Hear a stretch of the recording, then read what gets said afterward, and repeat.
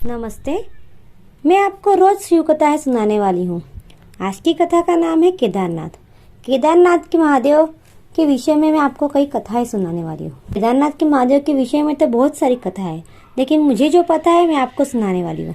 मैं रोज आपको शिव कथा सुनाऊंगी और शिव पुराण का भी ज्ञान कराऊंगी और शिव पुराण की कथा भी सुनाऊंगी। आपको यही सब कथाएं सुनने हो तो मेरे चैनल को लाइक करें, सब्सक्राइब करें, शेयर करिए। केदारनाथ महादेव के विषय में कई कथाएं हैं। स्कंद पुराण में लिखा गया है कि एक बार केदार क्षेत्र के विषय में जब पार्वती शिव जी से पूछा तब भगवान शिव ने उन्हें बताया कि केदार क्षेत्र उन्हें अत्यंत प्रिय है। वे यहाँ सदा अपने गुणों के साथ निवास करते हैं।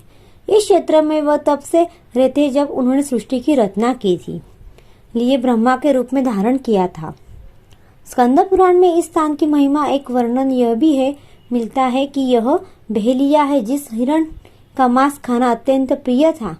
एक बार यह शिकार की तलाश में केदार क्षेत्र में आया। पूरे दिन भटकने के बाद भी इसे शिकार नहीं मिला। संध्या के समय नारद मुनि इस क्षेत्र में आए तो दूर से बहेलिया उन्हें हिरण समझकर उन पर वाण चलाने के लिए तैयार हुआ। जब तक वह वाण चलता सूर्य पूरी तरह डूब गया था। अंधेरा होने पर उसने देखा कि एक सर्प मेंढक को निगल रहा है।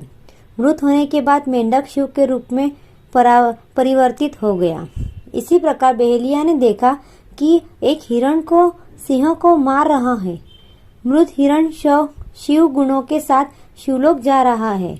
इस अद्भुत दृश्य को देखकर बहेलिया हैरान था। इसी समय नारद मुनि ब्राह्मण के वेश में बहेलिया के समक्ष उपस्थित हुए। बहेलिया ने नारद मुनि से इन अदृश्य दृश्यों के विषय में पूछा। नारद मुनि ने इसे समझाया कि अत्यंत पवित्र क्षेत्र है। इस स्थान पर मृत होने पर पशु पक्षियों को भी मुक्ति मिल जाती है। इसके बाद बहेलिया को अपने पापों कर्मों का स्मरण हो गया, किस प्रकार उसने पशु पक्षियों की हत्या की थी। बहेलिया ने नारद मुनि से अपनी मुक्ति का उपाय पूछा। नारद मुनि ने शिव का ज्ञान प्राप्त करने के लिए बहेलिया को केदार क्षेत्र में रहकर शिव उपासना में लीन होने को कहा। मृत्यु के पश्चात शिव लोक में स्थान प्राप्त हुआ। केदारनाथ ज्योतिर्लिंग की कथा के विषय में शिव पुराण में वर्णित है। नर और नारायण नाम के दो भाई हैं। भगवान शिव की पार्थिव मूर्ति बनाकर उनकी पूजा एवं ध्यान में लगे रहते थे। इन दोनों भाइयों की भक्तिपूर्ण तपस्या से प्रसन्न होकर भगवान शिव ने उनको समक्ष प्रकट हुए।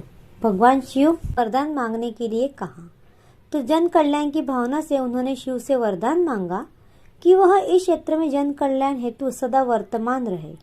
इनकी प्रार्थना पर भगवान शंकर ज्योतिर्लिंग के रूप में केदार क्षेत्र में प्रकट हुए। केदारनाथ से जुड़ी पांडवों की भी एक कथा है। शिव पुराण में लिखा गया है कि महाभारत के युद्ध में पश्चात पांडवों को इस बात का प्रायश्चित हो गया था कि उनके हाथों उनके अपने भाई बंधु की हत्या हुई है। वो इस पाप से मुक्ति पाने चाहते थे। इसका समाधान जब उन्होंने वेद व्यास जी से पूछा तो उन्होंने कहा कि बंधुओं की हत्या का पाप तभी मिट सकता है जब आप शिव इस पाप से मुक्ति प्रदान करते हैं। शिव पांडव से अप्रसन्न थे। पांडव जब विश्वनाथ के दर्शन के लिए काशी पहुंचे तब वह वहां शंकर प्रत्यक्ष प्रकट नहीं हुए। शिव को ढूंढते हुए तब पांचों पांडव केदारनाथ पहुंच गए। पांडवों को आया देखकर शिव ने भैंस का रूप धारण कर लिया और भैंस के झुंड में शामिल हो गए। शिव की पहचान करने के लिए भीम एक गुफा में मुख के पास पैर फैलाकर खड़ा हो गया। सभी भैंस उनके पैर के बीच से होकर निकलने लगे, लेकिन भैंस बने शिव ने पैर के बीच से जाना स्वीकार नहीं किया। उसने पांडवों के शिव को पहचान लिया। इसके बाद शिव वहां भूमि पर विलीन हो गए थे। तब भैंस बने भगवान शंकर को पीठ में भीम ने पीठ की तरह से पकड़ लिया। भगवान शंकर पांडवों की भक्ति एवं दृढ़ निश्चय को देखकर प्रकट हुए तथा उन्होंने पापों से मुक्ति करा दी। इस स्थान पर आज भी द्रौपदी के साथ 5 पांडवों की पूजा होती है।